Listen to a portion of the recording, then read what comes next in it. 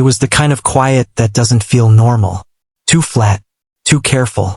I was in my kitchen rinsing out a mug, half watching some pointless video on my phone, when I realized I hadn't heard anything from their place in over an hour. No TV, no footsteps, no cabinet doors, just nothing. And then, through the wall, I caught this small sound. Not loud. More like somebody trying really hard not to make one. I stood there listening, not because I wanted details, but because I knew her.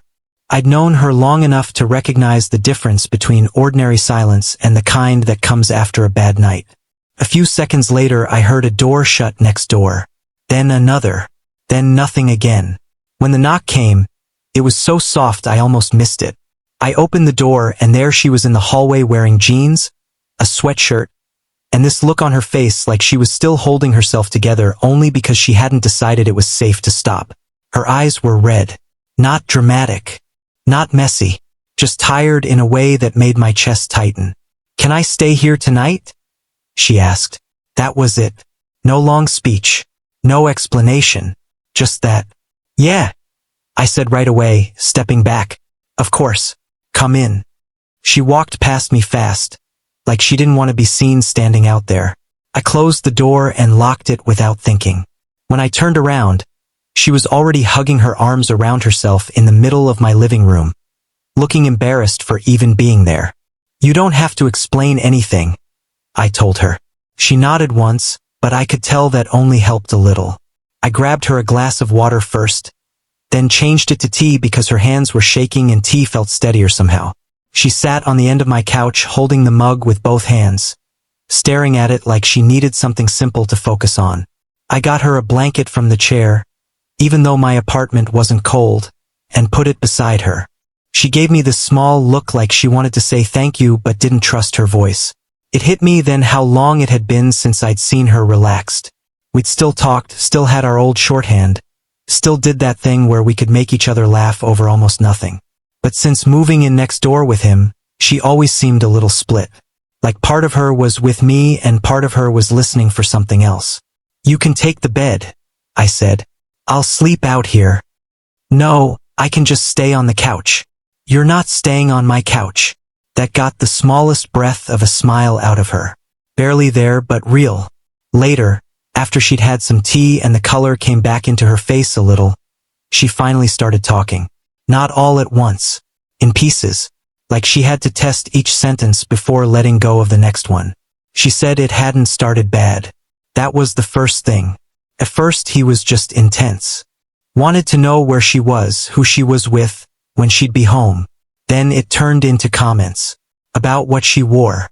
About which friends were a bad influence. About how I was too available, which was apparently suspicious. Then it became daily criticism dressed up like concern. The way she laughed. The way she spent money. The way she talked to people. The way she always somehow made him upset. I sat across from her and let her talk. "He keeps saying I make him act like this," she said quietly, still looking down into the mug. "Like if I was just easier, calmer, better, then everything would be fine." Something in me went cold hearing that. Tonight had been worse. He'd gone through her phone again. Asked why I texted her about picking up a package that got left by my door. Turned that into some whole thing. Accused her of hiding things. Started listing all the ways she'd changed since moving in. Then he blocked the front door when she tried to leave the room. She said that part very flat, which somehow made it worse. "He moved after a second," she said quickly. But that was the moment. I just looked at him and thought, I can't keep doing this. I didn't trust myself to speak right away. I was too angry, and she didn't need that from me. She needed calm. She needed one place tonight where nobody made her carry more. So I just said, "You did the right thing coming here." Her shoulders dropped a little when I said it. Just a little, but enough for me to see she'd been waiting for permission to believe that. After a while I stood up, took the mug from her, and told her I'd put clean sheets on the bed. When I came back, she was standing by the hallway, looking smaller than usual, but not lost anymore. Just worn out. "I only need one night," she said.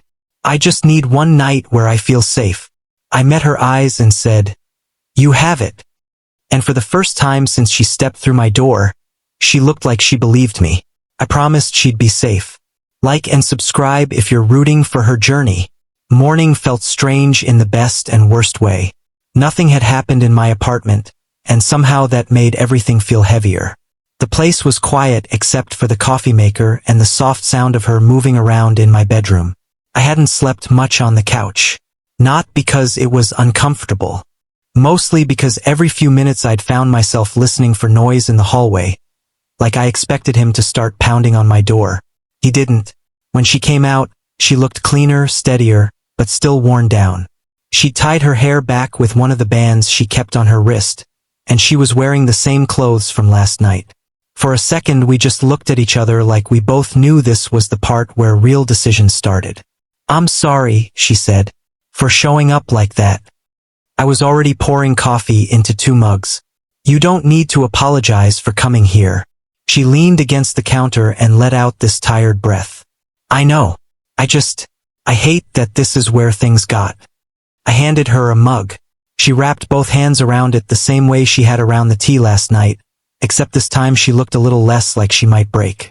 That alone made me feel protective in a way I was trying hard not to show too much. I made toast and eggs because standing around with coffee felt too serious. Food gave us something normal to do. She sat at my small kitchen table while I moved around, and for the first time in a long time it felt weirdly natural again. Like years ago, when we used to hang out without planning anything, when being around each other never needed explanation. Only now there was this other thing in the room with us. Not romance exactly. Not yet. Just awareness. She told me she had a cousin in another city. They weren't incredibly close, but close enough. Close enough that if she called and said she needed somewhere to land for a while, the answer would probably be yes. "I think I need to leave," she said. "Not forever. Just long enough to hear myself think again." I nodded right away. "Then that's what you do." She looked up at me like she'd expected hesitation. Or maybe a speech. "You really think so?" "Yes," I said. "You don't owe anyone a chance to keep wearing you down." That made her go quiet. Not upset. Just quiet in that way people get when a simple sentence hits harder than a long one. Over breakfast she told me more, and it came out clearer in daylight. How he'd slowly made everything feel like work. How every harmless thing became a discussion, then an argument, then somehow her fault. How she'd stopped calling certain people because he always had something to say about them. How she'd started changing small habits just to avoid his moods. She said the worst part wasn't even the tension. It was how normal it had started to feel. "I used to be louder," she said, staring down at her plate. "I used to say exactly what I thought. I used to walk into a room and not immediately check what kind of mood somebody was in." I sat across from her and had to grip my mug a little tighter. "You're still that person," I said. She gave me this look, half grateful, half unconvinced. "I don't know. Lately I've felt like a version of myself that's always apologizing." She was tired of always being the one to apologize. Have you ever felt like you were losing yourself in a relationship? Tell me in the comments. That one stayed with me. We started thinking through what she actually needed. A bag, her laptop, important papers, charger, a few clothes. Enough to get out clean without having to keep coming back for every little thing. She said she didn't want to go next door alone, and I told her she wouldn't. He wasn't there when we went in. That helped. Still, the second she stepped into that apartment, her whole posture changed. Smaller somehow. Careful. I stayed close without hovering while she packed a suitcase and a tote bag from the bedroom and desk. She moved fast, like she knew if she slowed down she might start second-guessing herself. At one point she froze with her hand on a drawer. "What?" I asked. She shook her head. "Nothing. I just can't believe I lived like this." I didn't know what to say to that, so I picked up the extra bag and asked if she had her documents. That seemed to help. Keeping it practical. One thing, then the next. Back in my apartment, she called her cousin from my balcony. I gave her privacy, but I could hear enough to know the answer was yes. Place to stay. No pressure. Come today if you want. When she came back inside, her eyes were wet again, but this time it looked different. More like relief than fear. She said I can come, she said. Good. I should go before I lose my nerve. So that became the plan. I drove her to the train station just after noon. Her suitcase was in my trunk, and neither of us had much to say for the first 10 minutes. The city looked annoyingly normal around us. People crossing streets, buying coffee, standing at bus stops. I remember thinking how strange it was that your whole life could tilt and the outside world would keep acting like any other Tuesday. At a red light, she turned toward me. You know what the worst part is? I glanced at her. What? That I felt safer knocking on your door at midnight than going back into my own apartment. I didn't answer right away because there wasn't a clean answer to that. I just looked ahead and said, then I'm glad you knocked. At the station I carried her bag inside even though she said I didn't have to. We stood near the platform entrance with people moving around us. Announcements coming over the speakers, all this ordinary noise around a moment that didn't feel ordinary at all. She looked up at me, and all the tiredness from the last day was still there. But something else was there too. Something open. I forgot what it feels like, she said quietly. To be around someone and not brace myself. That hit me harder than anything else she'd said. I swallowed and kept my voice level. You never have to do that with me. For a second neither of us moved. Then she stepped in and hugged me. It should have felt familiar. We'd hugged before plenty of times over the years. But this didn't feel casual.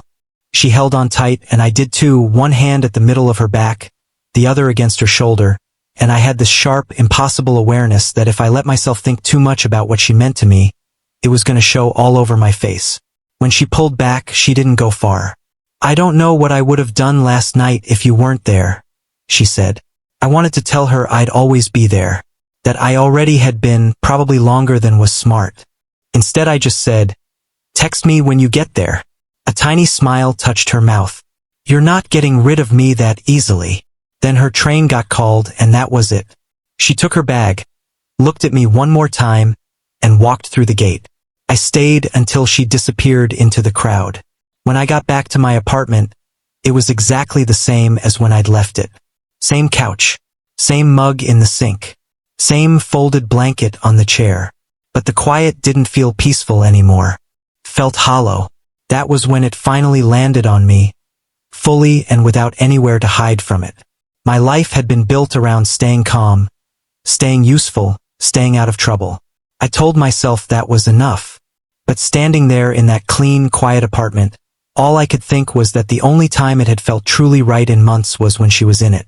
And now that she was gone, I couldn't pretend not to know what that meant. The first couple of weeks after she left, my phone became the loudest thing in my apartment. Not constantly. She wasn't leaning on me every hour, and I wasn't trying to turn her into the center of every day. But there was this new rhythm between us that hadn't existed before. A message in the morning. A photo of the awful coffee at the place near her cousin's building. A late call when she couldn't sleep and wanted to hear a familiar voice that didn't make her tense up. At first she still sounded careful. Like every sentence had to pass through some filter before it reached me. Then, little by little, that started changing.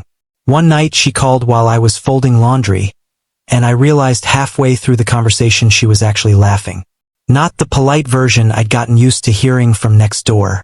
Her real laugh. The one that always came out a little too fast when something genuinely caught her off guard. I stopped folding the same t-shirt for about 10 seconds just to listen to it. What? She asked. Nothing, I said. You just sound more like yourself. There was a pause on the line. Not awkward, just quiet. I think I do too, she said. She started building a routine there. Helping her cousin around the house at first, then picking up remote work again, then meeting with someone to talk through everything that had happened and why she'd stayed as long as she did. She didn't dump all of it on me, and I respected that. But she told me enough that I could hear the shift. She wasn't just trying to get through the day anymore. She was starting to look at her own life like it still belonged to her. Meanwhile, back at the building, I still had to walk past her old door every day. A week after she left, I ran into him in the hallway. He was leaning against the wall near the mailboxes, acting casual in that way some guys do when they're very obviously not casual at all. When he saw me, his face changed just slightly. Not surprise. more like irritation. You heard from her? He asked. I kept my keys in my hand and didn't stop walking. That's between you and her. He gave this short laugh that had no humor in it. Right? Because I'm sure you're just being a great neighbor. That landed exactly how he meant it to, but I wasn't